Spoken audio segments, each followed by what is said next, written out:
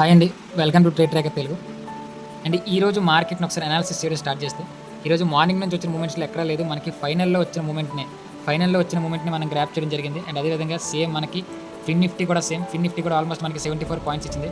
అదేవిధంగా మీరు చూసుకోవచ్చు నిఫ్టీ కూడా సేమ్ ఆల్మోస్ట్ మీకు ఇక్కడ ఆల్మోస్ట్ 70 పాయింట్స్ మూవ్ ఇచ్చింది. అండ్ అదేవిధంగా మిడ్ క్యాప్ ఏదైతే ఉందో మిడ్ క్యాప్ ఈరోజు ఎక్స్పైరీ ఉంది. సో ఎక్స్పైరీ కూడా మనకు ఆల్మోస్ట్ మీకు ఇచ్చిన మూవ్‌మెంట్స్ ఏవైతే ఉందో ఆల్మోస్ట్ ఇక్కడ నుంచి మనకి రివర్సల్ మూవ్‌మెంట్ స్టార్ట్ అయింది. సో అక్కడ మనం గ్రాప్ చేయడం జరిగింది. అదేవిధంగా సెన్సెక్స్ కూడా చూసుకోవచ్చు.